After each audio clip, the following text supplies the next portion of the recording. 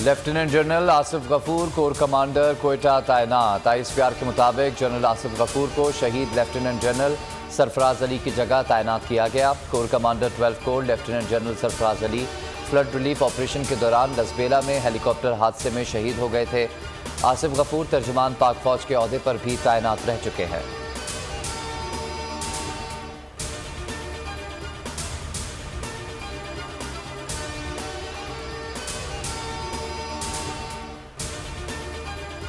ममनुआ funding case का मुतनाज़ फैसला। PTI का इलेक्शन कमीशन के खिलाफ आज एहतजाज का ऐलान।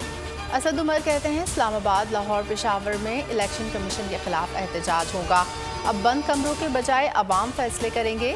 फवाद चौधरी बोले इलेक्शन कमीशन को इख्तियार नहीं कि हुकूमत को रेफरेंस भिजवाए। इलेक्शन कमीशन के फैसले में सुकम का पहाड़ है।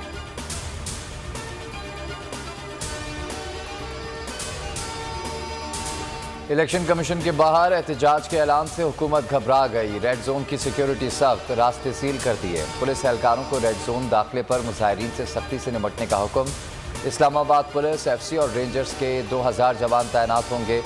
रेड जोन में एहतजाज की कोशिश की गई तो सख्त कार्रवाई होगी। वज़ीर दाखिला राना सनाउल्लाह की धमकी।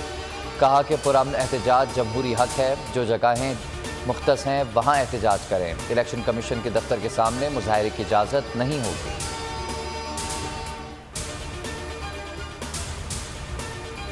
राना सना ने रेड जोन को ब्लड जोन में तब्दील किया तो हालात ख़राब होंगे। शेख रशीद ने खबरदार कर दिया, कहा 15 अगस्त तक तमाम फैसले हो जाएंगे। इमरान खान को जेल में डाला गया तो अवाम इनका हशर कर देंगे। इमरान इनके बाप से भी नहीं संभाला जा सकेगा। मुल्क में खाना जंगी देख रहा हूँ।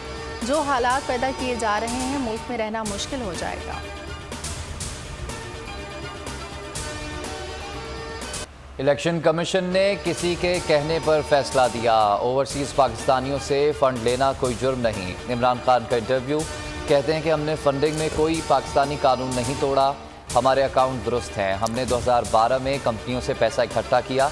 कंपनियों से पैसा इकट्ठा ना करने का कानून 2017 में आया। इलेक्शन कमीशन पीपल्स पार्टी और नून लीग की रिपोर्ट सामने नहीं ला रहा। ये इम्पोर्टेड हुकूमत के साथ मिला हुआ है। इम्पोर्टेड हुकूमत फैशिज्म पर उतर आई। इमरान खान का नाम ECL में डालने का फैसला। चेयरमैन PTI के खिलाफ नाअहली का रेफरेंस दायर किया जाएगा।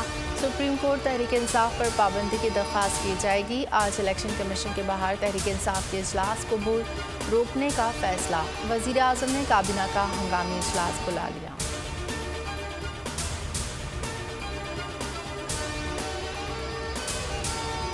PDM और हुकूमती इत्तेहाद का इजलास आज दोबारा होगा। वज़ीर आज़म शहबाज शरीफ की ज़ेर सदारत इजलास में अहम फैसले मुतवक्के। नवाज शरीफ भी वीडियो लिंक के जरिए इजलास में शरीक होंगे।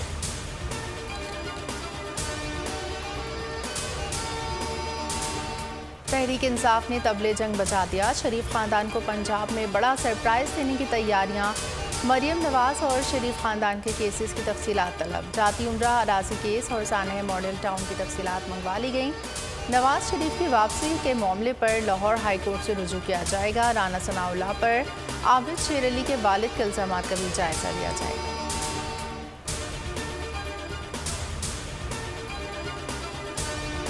इम्पोर्टेड हुकूमत ने खुद को NRO दे दिया। नैब तरमीमी बिल 2022 कौमी असम्बली में कसरत राय से मंजूर। नैब 500 मिलियन रुपए से कम के करप्शन केसेस की तहकीकात नहीं कर सकेगा। मुल्ज़िम के खिलाफ उसी इलाके की एहतसाब अदालत में मुकदमा चलाया जा सकेगा जहाँ जुर्म का इर्तिकाब किया गया हो।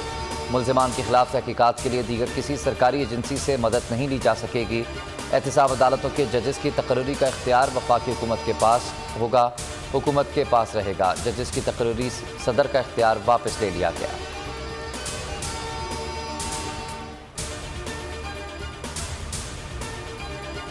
शोहदा का सफ़र आखिरत। साना हेलीकॉप्टर शोहदा की नमाज जनाजा रावलपिंडी में अदा। वज़ीर आज़म शहबाज शरीफ, चेयरमैन सेनेट, वफाकी वज़रा, army chief general Qamar Javed Bajwa शरीक हुए। शोहदा को गार्ड ऑफ ऑनर पेश किया गया। जनरल कमर जावेद बाजवा ने शोहदा के अहल खाना को पाकिस्तानी परचम पेश किया।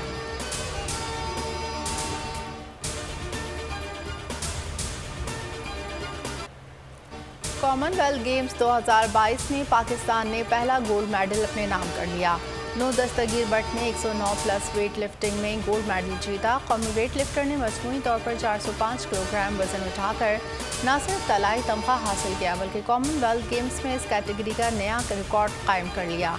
वज़ीर आज़म की कौमी वेट लिफ्टर को मुबारकबाद। नो दस्तगीर भट्ट ने जीत वालिद के नाम कर दी। दुआएं करने पर कौम से इजहार तशक्कुर।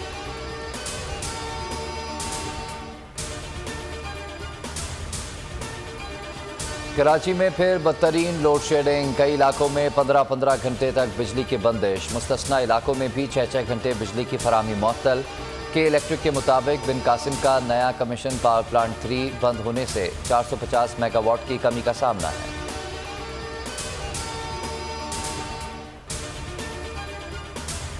पंजाब, खैबर पख्तूनख्वा, बलूचिस्तान, कश्मीर, गिलगित बल्तिस्तान में आज गरज चमक के साथ बारिश का इम्कान। कराची में हफ्ते से फिर बादल बरसेंगे। 6 से 9 अगस्त तक गरज चमक के साथ बारिश मुतवक्के। अर्बन फ्लडिंग का खदशा।